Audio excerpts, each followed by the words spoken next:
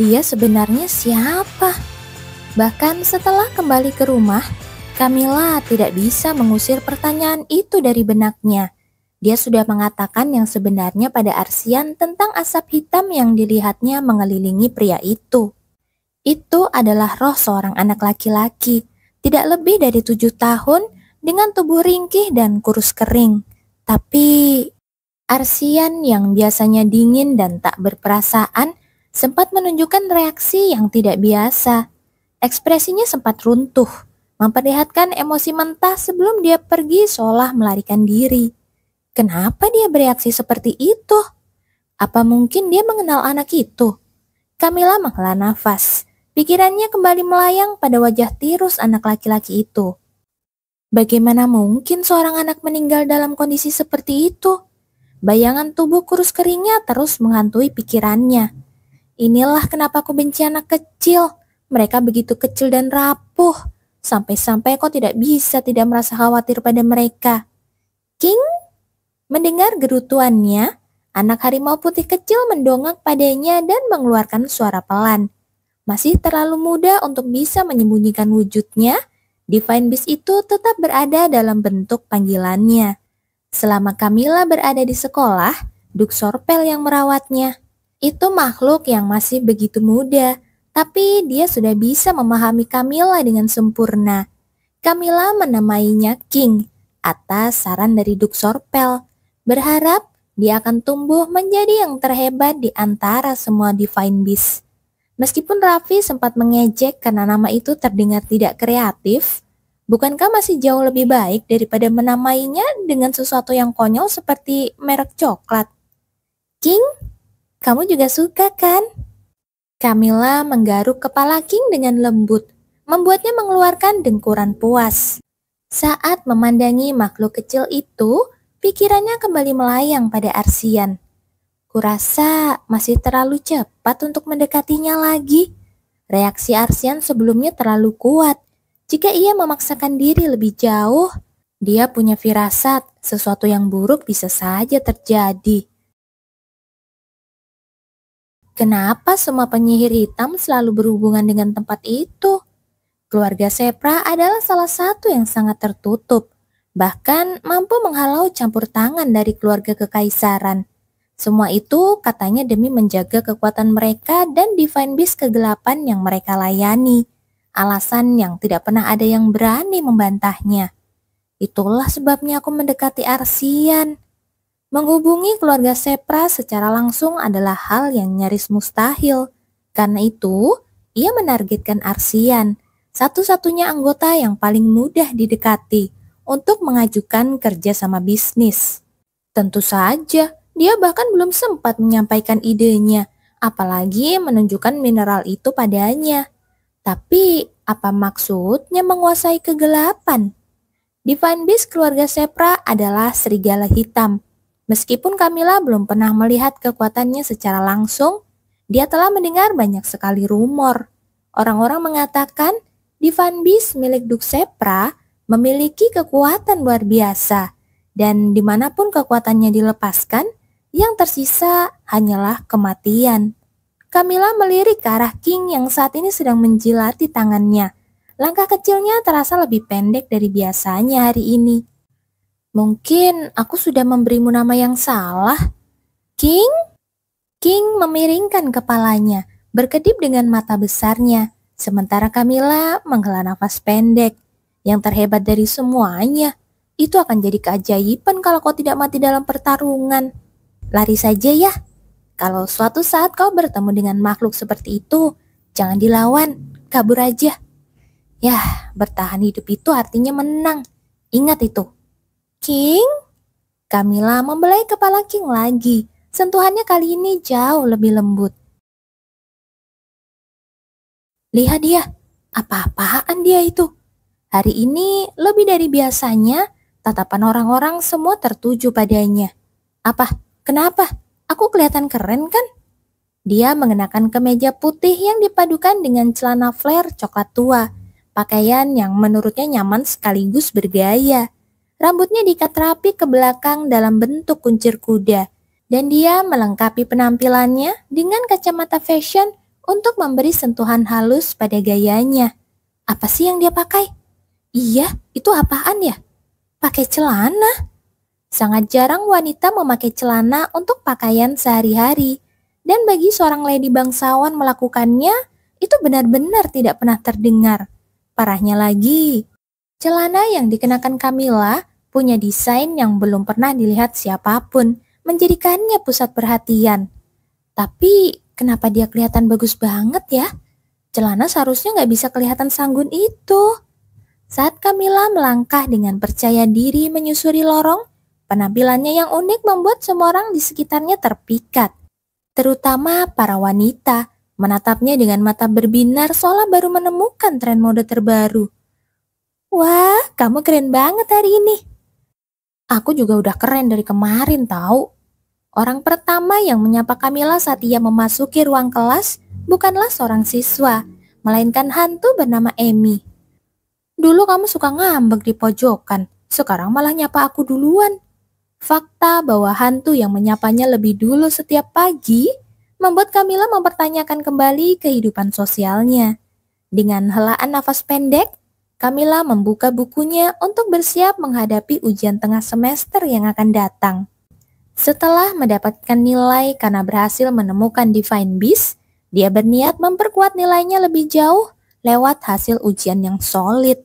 Tidak peduli berapa kali ia pernah mengikuti ujian di kehidupan sebelumnya, merasa puas diri bukanlah pilihan. Kali ini, dia memutuskan untuk memberikan usaha terbaiknya.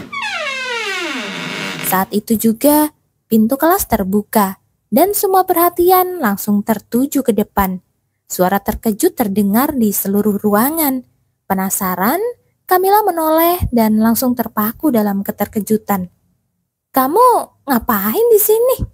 Itu adalah Arsian. Kemunculannya yang tiba-tiba membuat seluruh kelas membeku dalam ketakutan, menahan nafas mereka. Aku juga takut sih. Sepertinya dia sedang mencari seseorang dan pandangannya segera jatuh padanya. Tanpa ragu, dia mulai melangkah mendekatinya dengan langkah yang mantap dan penuh tujuan. Camilla menelan ludah saat jarak mereka semakin dekat. Aku tarik kata-kataku. Aku gak akan pernah ngeluh lagi soal kehidupan sosialku yang dipenuhi hantu. Aku gak butuh orang kayak dia dalam hidupku. Sama seperti yang dilakukannya kemarin, Arsian meletakkan tangannya dengan ringan di mejanya. Dan suara itu terdengar nyaring di seluruh ruangan. Ayo bicara. Suara Arsian yang dalam membuat bulu kuduk Camilla merinding. Namun, ia memaksa dirinya tersenyum. Itu sudah jadi kebiasaan. Aku dapat apa sebagai gantinya? Apa? Alis Arsian sedikit bergerak. Jelas-jelas tidak menyangka mendapat tanggapan seperti itu. Jantung Camilla sempat berdegup kencang, tapi ekspresinya tetap tenang. Kalau kau mau mengambil waktuku, harus ada kompensasi. Bagaimanapun juga, kamulah yang datang menemuiku hari ini. Suara orang-orang yang menahan nafas terdengar di seluruh ruangan. Namun Camilla tidak mengalihkan pandangannya dari Arsian. Apa saja? Apa? Apapun yang kamu mau. Suara terkejut bergema di seluruh ruangan. Dan bahkan Camilla sendiri merasa tidak nyaman. Apa sebenarnya yang kamu inginkan dariku sampai bisa mengatakan hal seperti itu? Rasanya mencurigakan, sangat mencurigakan. Jadi kamu bisa berkomunikasi dengan mereka? Tempat yang mereka tuju, seperti yang diduga, adalah Danau Roh, sebuah area yang sepi dan jauh dari orang-orang. Begitu mereka sampai, Arsian langsung melontarkan pertanyaannya. Tentu saja, mereka bisa bicara, jadi kenapa aku tidak bisa berkomunikasi? Namun Camilla hanya menyimpannya dalam hati. Menjawab seperti itu hanya akan membuatnya dimarahi. Kalau maksudmu bicara dengan hantu, maka iya, aku bisa. Itu tampaknya memang jawaban yang ingin dia dengar. Tatapannya pun berubah, emosi berputar di balik matanya. Tanyakan apa? Siapa mereka? Arsian sedikit menoleh, dan Camilla mengikuti arah pandangannya. Anak laki-laki yang sama seperti sebelumnya masih memegangi lengan baju Arsian. Anak itu tampak sangat menyedihkan, berambut pirang keemasan, bermata hijau tua, dan tubuhnya begitu kurus hingga menyayat hati. Jika ia sedikit lebih berisi, mungkin dia akan menjadi anak kecil yang sangat menggemaskan. Camilla melangkah lebih dekat. Anak laki-laki itu terkejut dan bersembunyi di balik arsian, menggenggam lengan bajunya lebih erat lagi. Halo, Camilla melambaikan tangan dengan lembut, berusaha tampak ramah, tapi si anak justru semakin meringkuk ketakutan. Mencari cara untuk mencairkan suasana, Camilla merogoh sakunya dan menemukan permen yang ia bawa untuk dirinya sendiri. Kamu mau? Mengintip dari balik tubuh arsian, anak itu menatap permen itu dengan sangat serius. Apa itu?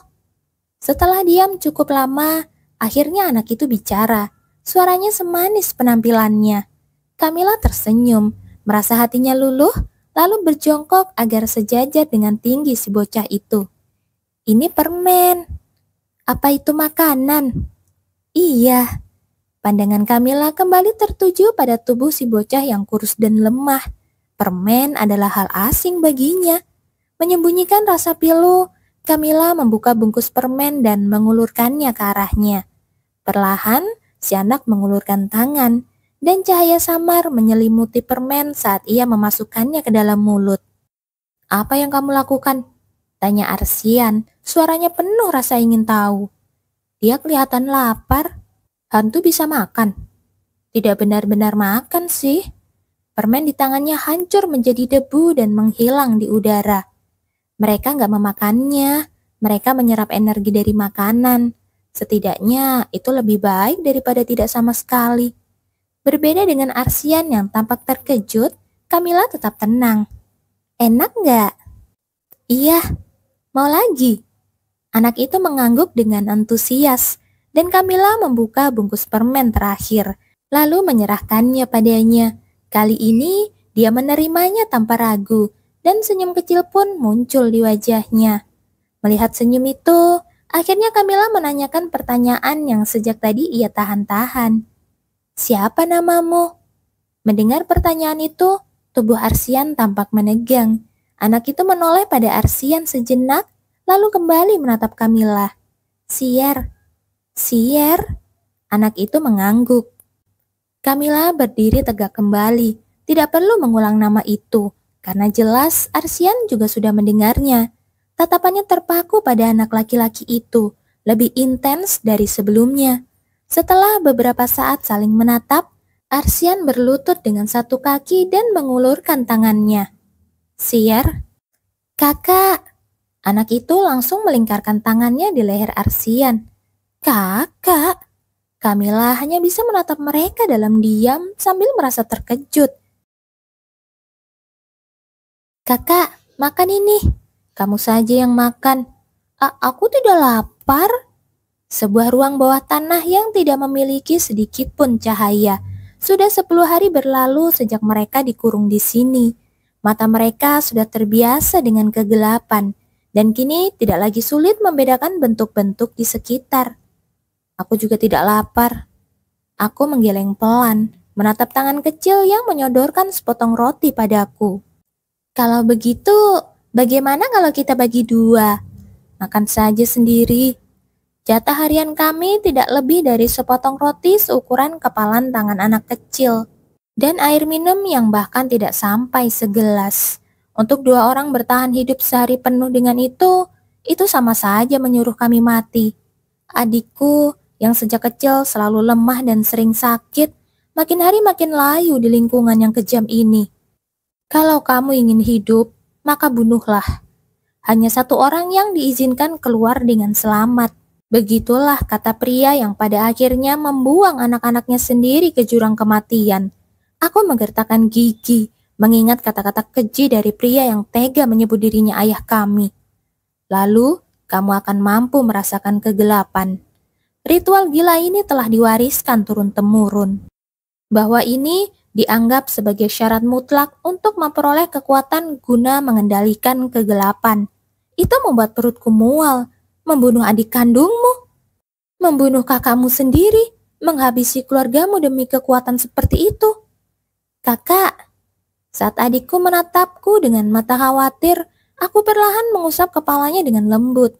Aku lebih memilih mati daripada melakukan itu. Buka pintunya, cepat buka. Tinju menghantam pintu yang tertutup rapat, penuh keputusasaan untuk menerobos masuk. Ada anak yang sakit, tolong buka sekarang juga. Hal yang paling ditakutkan akhirnya terjadi. Adik laki-lakinya yang rapuh akhirnya jatuh sakit. Aku menemukan tubuh anak itu yang lemas dan mulai menghantam pintu lebih keras lagi. Tanganku terasa seperti terbelah, tapi aku tidak peduli. Buka pintunya. Tolong, buka pintunya. Kakak. Sebuah panggilan lemah, lebih lirih dari biasanya, membuatku perlahan menoleh. Untuk pertama kalinya, aku merasa bersyukur atas kegelapan ini. Setidaknya, di dalam ruang yang benar-benar gelap ini, anak itu tidak akan bisa melihat keputusasaan yang terpampang jelas di wajahku. Aku menggenggam hati-hati tangan anak kecil yang terulur padaku. Baru beberapa saat lalu, tangan itu panas membara karena demam, tapi kini terasa sedingin es. Jantungku serasa terjatuh, dan aku menggenggam tangan itu lebih erat lagi. Aku senang. Senang tentang apa?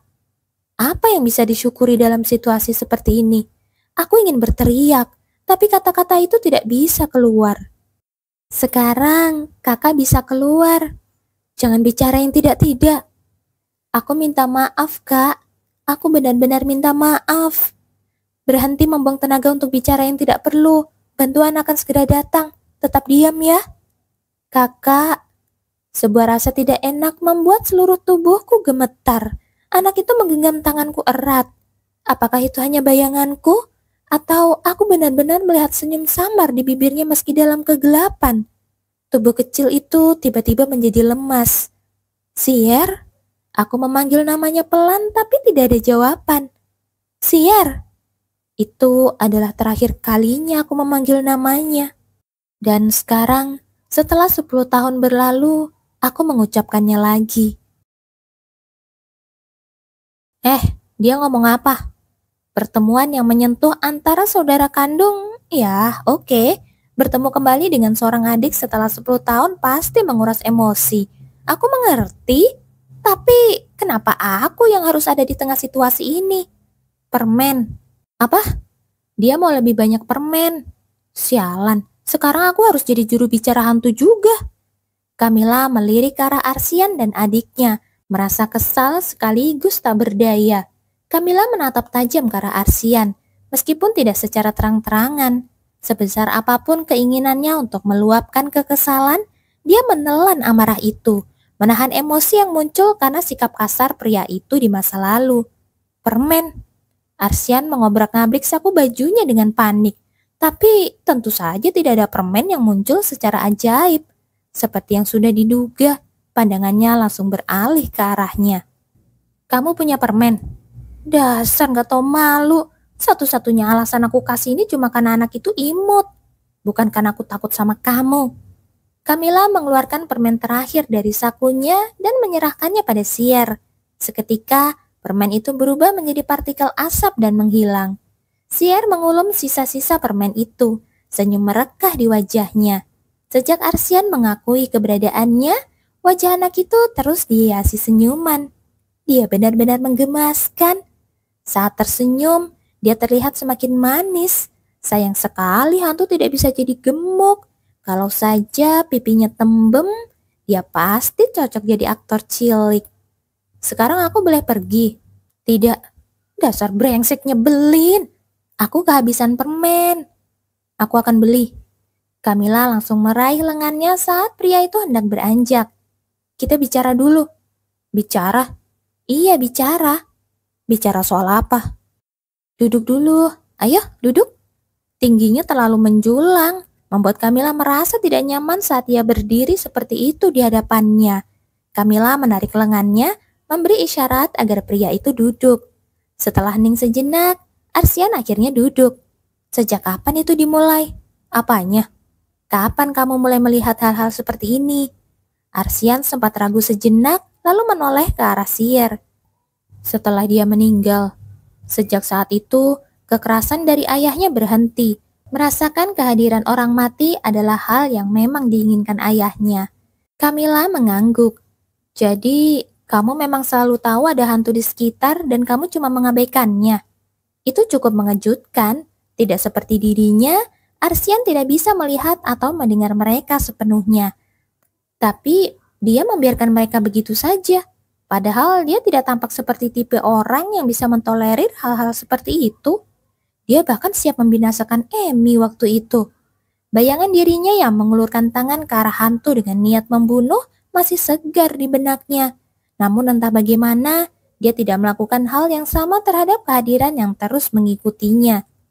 Apakah karena kamu tidak tahu cara mengusirnya? Tidak semua orang bisa begitu saja berurusan dengan hantu. Aku tahu caranya. Apa? Semua keturunan langsung keluarga Sepra bisa menghilangkan entitas seperti itu. Sebagai penguasa kegelapan, itu memang sudah menjadi bagian dari kodrat mereka. Mata Camilla membelalak karena terkejut. Lalu, kenapa kamu tidak mengusirnya? Ya, biarkan saja. Biarkan saja. Sejak kematian Sier, Arsian bisa merasakan energi dari makhluk-makhluk aneh. Jika dia melihat mereka, biasanya dia akan langsung menghancurkannya atau mengabaikannya sepenuhnya. Tapi entah kenapa, dia tidak bisa membuat dirinya menyingkirkan kehadiran yang selalu berada di sisinya. Aku cuma ingin membiarkannya tetap ada. Mungkin jauh di dalam hati, dia selalu bertanya-tanya, apakah itu Sier? Anak itu selalu mengikutinya kemanapun saat dia masih hidup. Jadi mungkin masuk akal kalau dia akan terus melakukannya bahkan setelah mati. Dan sekarang ternyata memang benar itu Sier. Kalau bukan karena Camilla, Arsian mungkin tidak akan pernah tahu. Ya sudah, pergilah belikan dia sesuatu untuk dimakan. Tunggu sebentar ya, kakakmu akan membelikan makanan untukmu. Kata-kata lembut Camilla pada Sier menarik perhatian Arsian. Untuk pertama kalinya, dia merasakan semburat rasa iri. Aku juga ingin melihatnya. Dia sangat ingin melihat adiknya. Kamu nunggu apa? Cepat pergi sana. Terdorong oleh desakan Camilla, Arsian pun segera berdiri.